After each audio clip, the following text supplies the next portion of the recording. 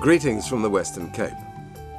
My name is Mike Westcott and I'm going to share a remarkable story with you. Let me begin by going back to December 1995. It was then that I first became aware of an extraordinary woman, Mama Lumka. At that time she was unemployed, living with her husband Wellington and caring for her severely disabled son. The thing about Mama Lumka is that she's one of those rare human beings who never takes no for an answer. She is a doer, a woman of action, and despite all of the trials that life throws at her, she remains positive.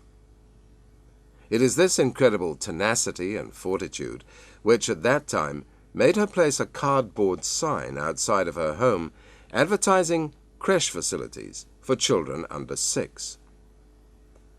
Allow me to set the scene for you. This is the sprawling Nomzamo township outside Somerset West. Here there is 60% unemployment.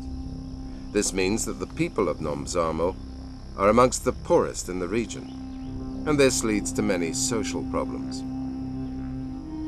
By January 1996, Mama Lumka had her first charge, a 2-week-old baby whose mother was a schoolgirl and did not therefore have the means to look after the small one during the day. By the end of that year, the figure had grown to 54 children at her home. By early 1998, Mama Lumka had become more aware of the plight of disabled children throughout the community.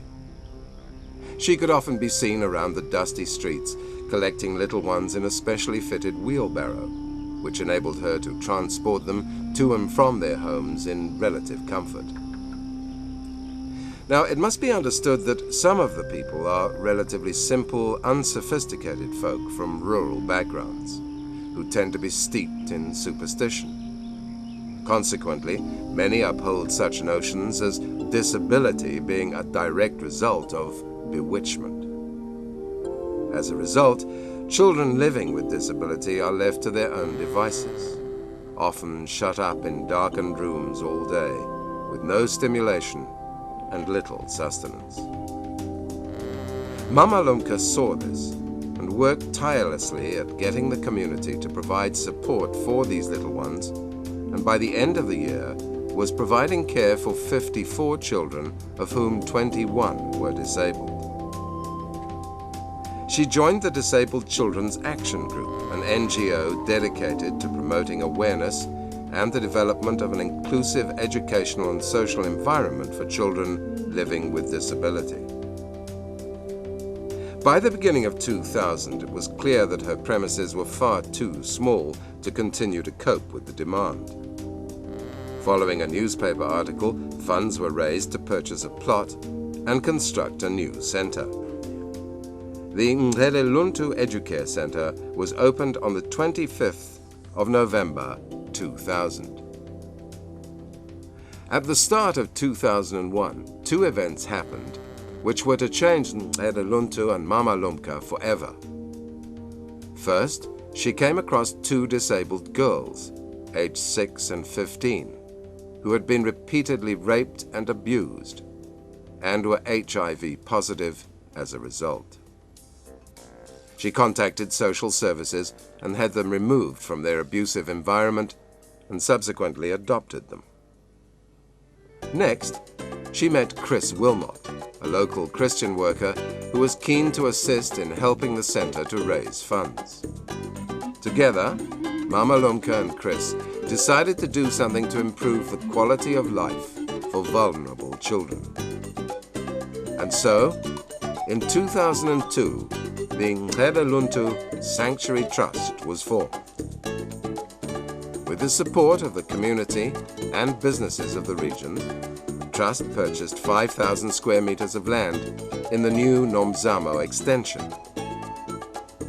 The local community has named it Ikaya Letemba Village, meaning Home of Hope Village, and to date, there are 2 completed houses providing a home to 12 children and Mama Lumka. The intention is to build 10 houses there, and the vision is to create many such villages throughout the country wherever the need arises. I believe that the work being done by this remarkable team is vital. The team is strong. It consists of a board of 7 trustees, together with Administrator Maria de Villiers, who works closely with Mama Lumka and Chris, developing the day-to-day running of the project. My request to you is to get involved, because with enough funding, Mama Lumka and the Akaya village concept through the Nceduluntu Sanctuary Trust will grow from strength to strength and make a real difference to the quality of life of marginalized children. The vision is to complete the village by building the 10 houses and a sizable community center comprising a hall, educare center, a clinic, and a skills training center for the community. This will result in the creation of a wholesome family environment where the children will be protected from the evils of the world around them. Pledges of support have already come from a number of local and international Rotary clubs and other sponsors, but as with all such work, more is needed. You can be assured that everything you donate is put to the very best use for the benefit of the children. Mama Lumka's wisdom tells us success is in your feet. You have to walk until you find it. She won't give up. We won't give up. Join us, because together we can make a difference. Help the Nceduluntu Sanctuary Trust to help the people help themselves, because this is always the most sustainable and rewarding of goals to achieve.